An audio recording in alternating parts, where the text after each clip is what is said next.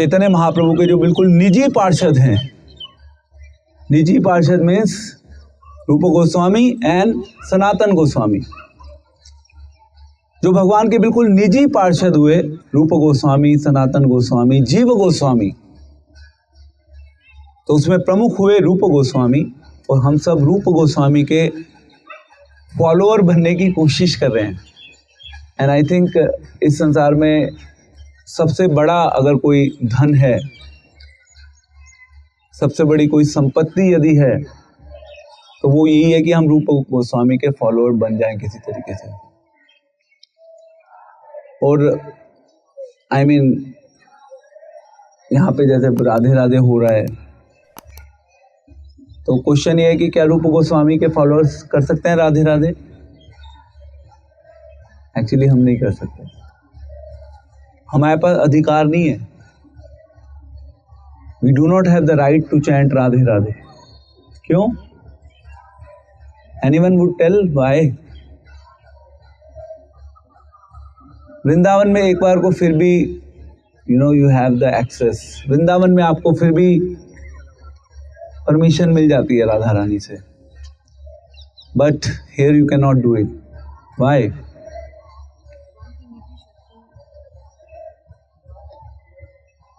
हाँ बोलो बेटा। रिस्पेक्ट तो छोटा हो गया, आगे चले। हाँ, we are not pure, what else? Something more? हाँ ठीक है, निजी शक्ति हैं। एक्चुअली सबसे इम्पोर्टेंट है कि राधा जो है वो कृष्ण की एक तरीके से पर्सनल संपत्ति है। एंड इन ए वे केवल कृष्ण का ही अधिकार है राधा के ऊपर। वी डोंट स्टैंड एनीवेयर, हमारे पास कोई राइट नहीं है। और हम लोग कृष्ण से कभी भी राधा को अलग नहीं देख सकते।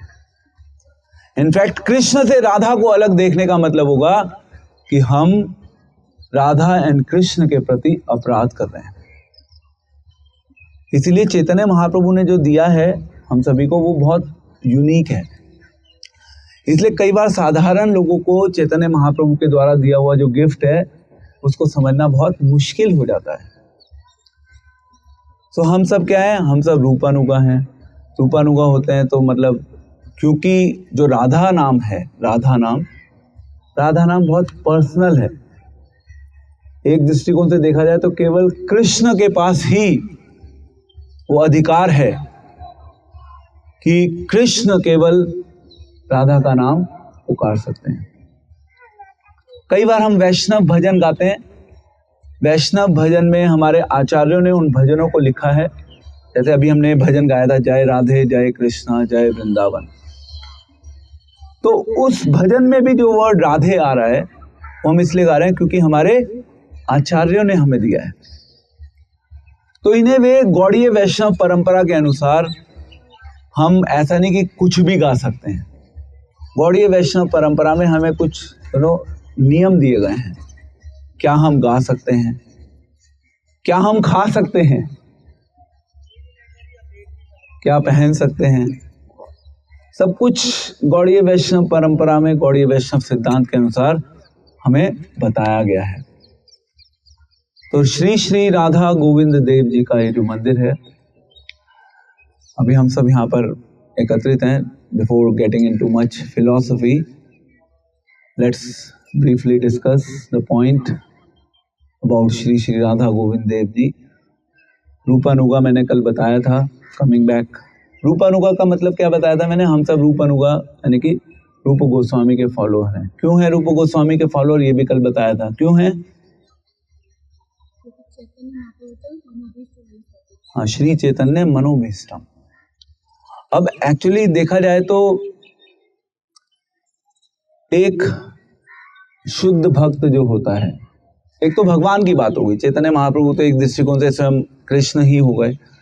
और उस समय की जब हम बात करें, उस समय मतलब चैतन्य महाप्रभु के समय की बात करें, तो चैतन्य महाप्रभु ने कुछ महत्वपूर्ण इंस्ट्रक्शंस दी। किसको? रूप गोस्वामी को। और उन इंस्ट्रक्शंस के अनुसार ही रूप गोस्वामी चैतन्य महाप्रभु को छोड़कर वृंदावन आ गए। और उन इंस्ट्रक्शंस में से एक इंस्ट्रक्शन थी कि आप वृंदावन में जितने भी जो लुप्त स्थान है, जो स्थान खो चुके हैं, आप उन लीला स्थलियों को जाकर प्रकट करें, उनको ढूंढें। ये कार्यभार रूप गोस्वामी को दिया था चैतन्य महाप्रभु ने। बहुत बड़ी सर्विस थी। एंड ऐसा नहीं था कि रूप गोस्वामी को चैतन्य महाप्रभु ने बहुत कुछ बताया। उन्होंने सर्विस दी, उन्होंने कहा जाओ, थोड़ी बहुत इंस्ट्रक्शंस दी, एंड देन उसके बाद फाइनली भेज दिया। और ऐसा अगर हम अपने जीवन से इसको जोड़ने की कोशिश करें तो एक जो डिवोटी होते हैं, जो शुद्ध भक्त होते हैं, इवन फॉर दैट मैटर जो हमारे गुरुजन हैं, वो ऐसा हमें कोई बहुत सारी इंस्ट्रक्शंस नहीं देते। तो इंस्ट्रक्शंस की भी दो कैटेगरी होती हैं, ये इंपॉर्टेंट है, ध्यान से समझिएगा। इंस्ट्रक्शंस भी दो भागों में विभाजित की जा सकती हैं। एक होती है जनरल इंस्ट्रक्शंस और एक होती है पर्सनल इंस्ट्रक्शन। जनरल का मतलब श्रील प्रभुपाद ने जनरल इंस्ट्रक्शन दी हम सभी को। जनरल इंस्ट्रक्शंस क्या हैं? ओके, हम सभी को 4 नियमों का पालन करना है, ये है जनरल इंस्ट्रक्शन। 16 माला का जप करना है, ये है जनरल इंस्ट्रक्शन। हमें क्या करना है? हमें इसके अलावा हमें सुबह जल्दी उठना है, ये जनरल इंस्ट्रक्शन है। सो एक होती है जनरल इंस्ट्रक्शन, एक होती है पर्सनल इंस्ट्रक्शन। एंड यस, एक दृष्टिकोण से एक जो सिंसियर फॉलोअर होता है, जब वो अच्छे से जनरल इंस्ट्रक्शंस को, जो सामान्य सभी डिवोटीज के लिए अवेलेबल होती हैं, उन इंस्ट्रक्शंस को फॉलो करता है, तो समय के साथ भगवान के डिवोटीज हेल्प करते हैं उस डिवोटी को। कभी कभी उसको कुछ पर्सनल इंस्ट्रक्शन दे देते हैं, या भगवान भी उसकी हेल्प करते हैं और उसके थ्रू उसको पर्सनल इंस्ट्रक्शंस मिलती हैं। तो हमें दोनों के बारे में सोचना है, जनरल इंस्ट्रक्शंस, पर्सनल इंस्ट्रक्शंस। फिर हम कहीं ना कहीं धीरे धीरे चैतन्य महाप्रभु का जो मूड है उसको हम थोड़ा सा समझ पाएंगे। चैतन्य महाप्रभु के मूड को समझना इट्स नॉट इजी, एक लाइफ का काम नहीं है, एक लाइफ का काम नहीं है। ऐसे तो चैतन्य महाप्रभु ने कहा, पृथ्वी आचे नगर आदि ग्राम, सर्वत्र प्रचार होइबे मोर नाम। एंड श्रील प्रभुपाद के टाइम पे जब 1966-67 में जब इस्कॉन की स्थापना हुई थी, उस समय जो श्रील प्रभुपाद से डिवोटीज जो जुड़ रहे थे, वो डिवोटीज देख रहे थे कि भाई धीरे धीरे कृष्ण भावनामृत का एक्सपेंशन होना शुरू हो गया है ना। अब कृष्ण भावनामृत का एक्सपेंशन हो रहा है, तो फिर डिवोटीज कहते कि जो है पृथ्वी आछे नगर आदि ग्राम, सर्वत्र प्रचार हईबे मोर नाम। ये जो मैसेज है चैतन्य महाप्रभु का कि सभी जगह मेरे नाम का प्रचार होगा, ये धीरे धीरे सक्सेसफुल होना शुरू हो गया है। ये वो टाइम था, श्रील प्रभुपाद के टाइम की बात कर रहे हैं। उसके बाद अब प्रैक्टिकली हम सबको 50 इयर्स हो गए कृष्ण भावनामृत में। तो 50 इयर्स होने के बाद भी आज भी हम देखते हैं, जैसे अभी हमने एक हफ्ते के लिए रथ यात्रा का कार्यक्रम ऑर्गेनाइज किया है ना। आप में से सभी डिवोटीज ने मोरलेस उस रथ यात्रा में भाग लिया। तो जब हम उसको विजुअलाइज करते हैं तो हम देखते हैं अगेन, पृथ्वी आछे नगर आदि ग्राम, सर्वत्र प्रचार होइबे मोर नाम। चैतन्य महाप्रभु की भविष्यवाणी धीरे धीरे सत्य हो रही है। अभी टाइम आगे आएगा, आप उसका और ज्यादा विस्तार देख पाएंगे। टाइम आएगा, वो धीरे धीरे एक्सपेंड होंगी चीजें, क्योंकि ये श्रील प्रभुपाद का मूवमेंट है। श्रील प्रभुपाद के मूवमेंट में कभी चीजें रुकेंगी नहीं, हमेशा वो आगे ही बढ़ेंगी। तो वी वर टॉकिंग अबाउट रूपा नुगा, चैतन्य मनोभीष्ट, श्री चैतन्य महाप्रभु के मनोभीष्ट को समझना। तो रूप गोस्वामी ने समझा उस मनोभीष्ट को, उस मनोभीष्ट को समझते हुए वृंदावन में अलग अलग लीला स्थलियों को ढूंढा। तो अब रूप गोस्वामी भी जब वृंदावन में रहते थे तो जो भगवान के, थोड़ा उन्हें बोलो यार, चुप थोड़ा बोलना, रिक्वेस्ट करना। तो रूप गोस्वामी जो है वो भी चाहते थे कि भगवान के विग्रह हों उनके आसपास, उस विग्रह की वो वर्शिप कर सकें। भगवान के शुद्ध भक्त हमेशा इसी चीज के बारे में चिंतित रहते हैं।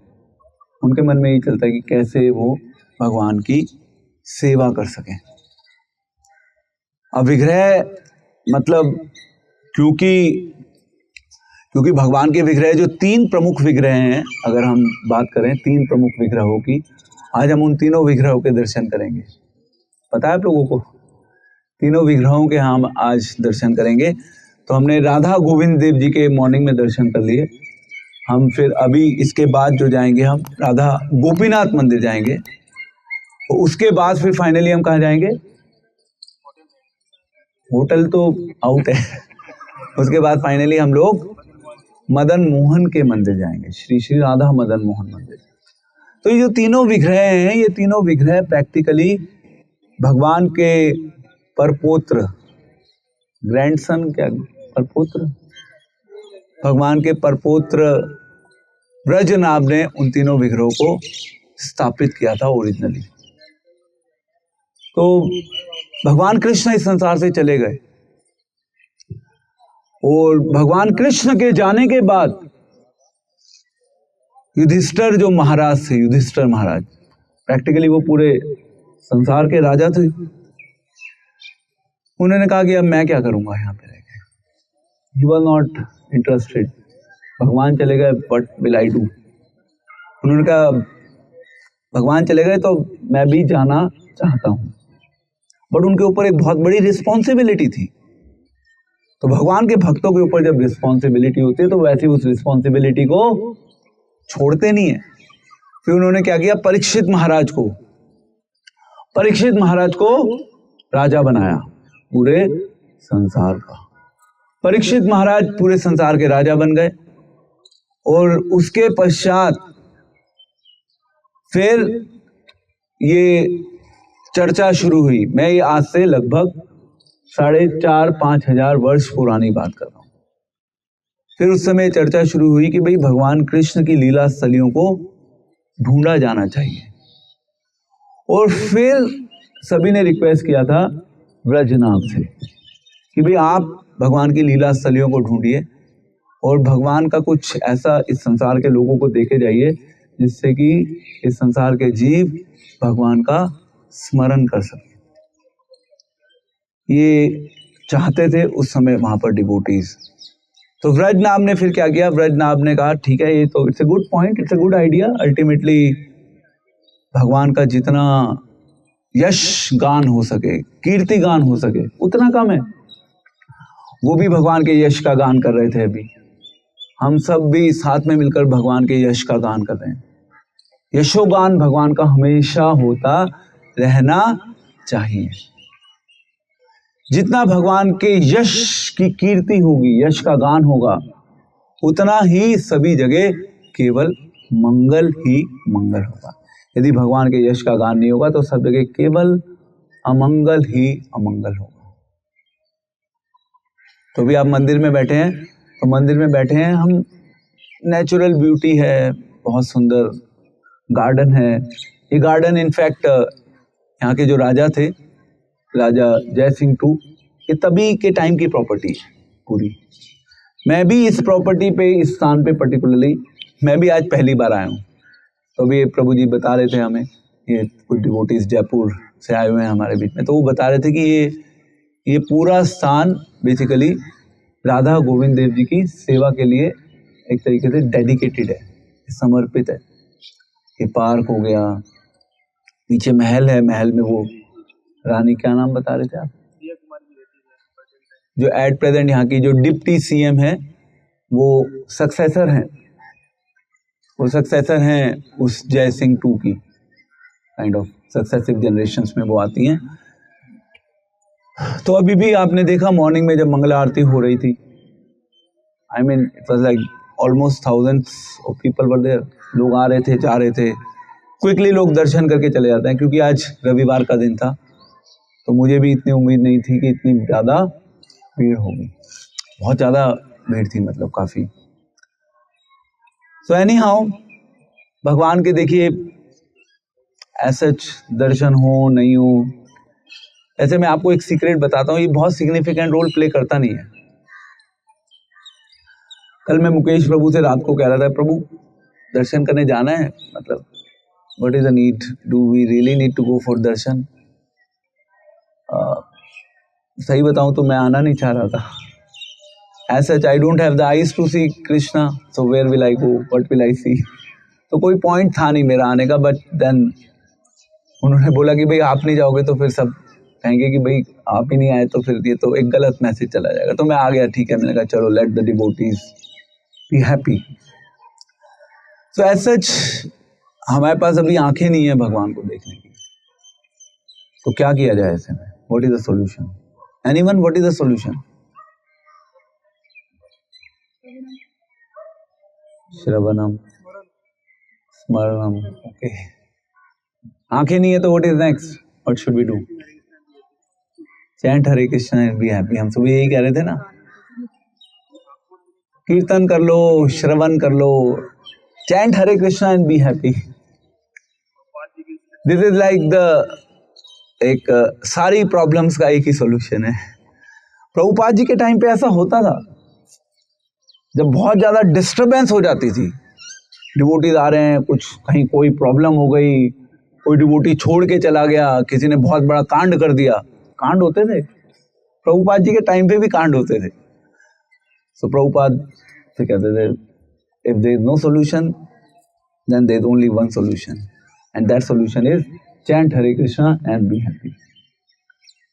So we should always be mentally prepared for accepting this as a final solution. Chant Hare Krishna and be happy. So where were we? We were talking about the Vrajnab. तो व्रजनाभ जो है, उन्होंने फिर भगवान के विग्रहों की स्थापना करने की प्लानिंग करी. और विग्रहों की स्थापना उन्होंने स्वयं नहीं करी. जो भगवान के आर्किटेक्ट हैं, भगवान के आर्किटेक्ट का नाम क्या है? विश्वकर्मा. तो भगवान ने विश्वकर्मा जी को, मतलब क्या नाम था वो, व्रजनाभ ने विश्वकर्मा को बुलाया कि भाई आप भगवान के विग्रहों की रचना कीजिए, डीटीज को कार्व करिए. तो इस प्रकार से व्रजनाभ जी ने विश्वकर्मा जी को बुलाया और फिर भगवान के 3 प्रमुख विग्रहों को स्थापित किया गया. वृंदावन में 3 प्रमुख विग्रह हैं. Again Madan Mohan, Govind Dev ji and Gopinath ji. और उस समय उत्तरा भी थी वहां पर. उत्तरा भी अगेन भगवान कृष्ण को उन्होंने देखा था पर्सनली. तो उत्तरा ने बताया कि हाँ भाई, ये जो पैर हैं गोविंद, मतलब मदन मोहन जी के, वो पैर के समान है. तो उत्तरा जी ने डिस्क्रिप्शन दिया था. ये मतलब ऐसा नहीं है कि ये हम सब केवल अपने मन से हम ऐसा सोच रहे हैं, ऐसा नहीं है. ये पुराना चला आ रहा है, काइंड ऑफ भगवान के जाने के बाद के समय से ही ऐसा चला आ रहा है. तो एक अथॉरिटेटिव, एक प्रामाणिक सोर्स है जिसके थ्रू हमें ये इंफॉर्मेशन मिल रही है. कृष्ण भावनामृत में सबसे इंपॉर्टेंट चीज होती है प्रमाण. क्या है प्रमाण? बहुत जरूरी होता है. नहीं तो कहानियां तो बहुत बनाई जा सकती हैं. जब तक कहानियां प्रामाणिक नहीं हैं तो वो केवल क्या है? क्या है वो स्पेकुलेशन है. स्पेकुलेशन में कुछ मन घड़त विचार, अपने अपने विचारों के अपने उपज को हमने आप लोगों के सामने रख दिया. Speculation is a disaster. सबसे बड़ा डिजास्टर होता है कृष्ण कॉन्शियसनेस में स्पेकुलेशन. स्पेकुलेशन से हमें दूर रहना चाहिए, हमें स्पेकुलेशन को अवॉइड करना चाहिए. अब हमें पता नहीं क्या स्पेकुलेशन है और क्या स्पेकुलेशन नहीं है, ये भी नहीं पता हम लोगों को. उसके लिए जो श्रवण होता है, श्रवण को हमें एक वेरीफाइड सोर्स से उसका हमें श्रवण करना होता है. YouTube है, आज के समय में तो हजारों लाखों भागवत कथाकार हैं, मिल जाएंगे आपको, सुन लीजिए। पता नहीं इन्फॉर्मेशन सही है या नहीं है, वो दशम स्कंद की भी बात कर लेंगे। You don't know what is right and what is wrong, it's very difficult to check on this, मुश्किल है बहुत। तो इस प्रकार से ये तीनों विग्रह जो है वो स्थापित हो चुके थे भगवान कृष्ण के टाइम पर, भगवान कृष्ण के जाने के बाद। एंड देन उसके बाद फिर ये 6 गोस्वामी आए, उनमें से जो प्रमुख हुए रूप गोस्वामी एवं सनातन गोस्वामी। तो रूप गोस्वामी की इच्छा थी कि वो विग्रह की एक वर्शिप करें, डिवोटीज चाहते हैं जैसा मैंने बताया था। तो वो काफी ढूंढ रहे थे भगवान के विग्रह, कहाँ हैं कहाँ हैं कहाँ हैं। तो भगवान के डिवोटीज ना हैंकर करते हैं, hanker, they keep on searching, they keep on searching for Krishna. Krishna के बारे में वो हमेशा स्मरण भी करते हैं और कृष्ण को हमेशा ढूंढते भी रहते हैं। तो रूप गोस्वामी ढूंढ रहे हैं कि विग्रह मिले, विग्रह मिले, विग्रह मिले, कुछ नहीं हुआ, बहुत टाइम हो गया, वो बहुत ज्यादा डिस्टर्ब हो चुके थे। कब वो दिन आएगा जब वो रूप गोस्वामी जो है वो भगवान के विग्रह ढूंढकर उनके दर्शन कर पाएंगे, क्योंकि उनको इस चीज का आइडिया तो लग चुका था कि भाई राधा गोविंद देव जी भी कहीं ना कहीं हैं। तो फिर जब वो बहुत ज्यादा डिस्टर्ब हो चुके थे, एक्चुअली अब आपको ये समझना पड़ेगा कि कृष्ण भावनामृत में disturbance is also a sign of, अच्छा साइन है या बेकार साइन है, बताओ। डाउट में आ गए ना आप लोग। डिस्टर्बेंस कैसा साइन है प्रभु?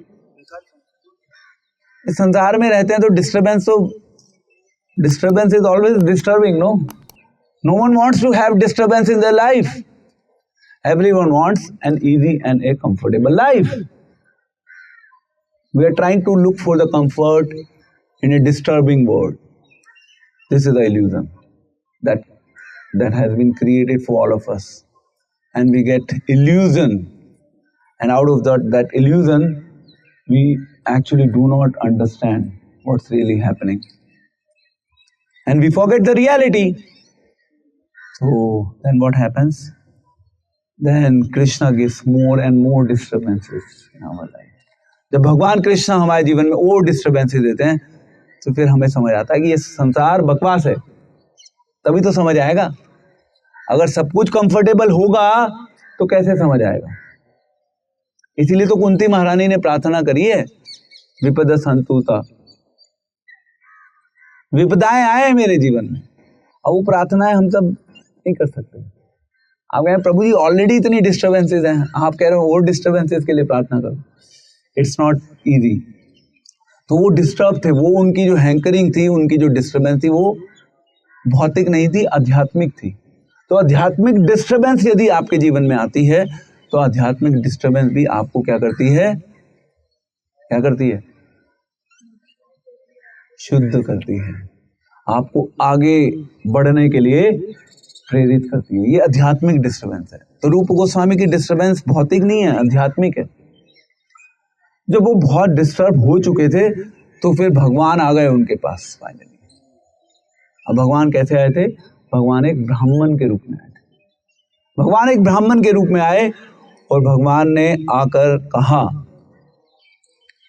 रूप गोस्वामी को, exactly what do you want, what are you searching for? Then ब्राह्मण ने कहा कि I am searching for this Govind Dev ji, I am not able to find it. So actually Roop Goswami जो है वो ब्राह्मण, क्योंकि ब्राह्मण नहीं थे केवल, कौन थे ब्राह्मण? वो ब्राह्मण स्वयं कृष्ण थे। तो रूप गोस्वामी आकर्षित हो गए उस बालक से।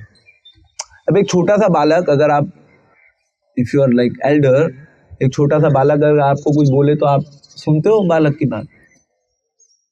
Generally we tend to avoid, यार ठीक है कह रहा है, कहने तो, बेचारा बालक ही तो है, बालक तो कुछ भी बोल सकता है। पर भगवान वो जो ब्राह्मण के रूप में आए थे, रूप गोस्वामी उनसे इतने आकर्षित हो गए। जो वो बालक कह रहा था, रूप गोस्वामी उसको फॉलो कर रहे थे। He was just going with the flow. Actually, this is called प्रेम। जब हमें किसी के साथ प्रेम हो जाता है तो फिर क्या होता है? फिर हम नियमों को भूल जाते हैं, नियम हमारे लिए सेकेंडरी बन जाते हैं। तो ऐसे अब रूप गोस्वामी क्योंकि कृष्ण से प्रेम करते हैं वो, तो जब वो कृष्ण से प्रेम करते हैं तो बालक क्या कह रहा है, आपको बालक की बात को सुनना होगा। ब्राह्मण है, बालक है, it's okay, I have to listen him because I love him. This is how Krishna deals with his devotees. इस तरीके से भगवान कृष्णा अपने भक्तों के साथ रेसिप्रोकेट करते हैं। तो वो ब्राह्मण लेके गया था, ब्राह्मण के रूप में जो कृष्ण आए थे वो लेके कर गए थे।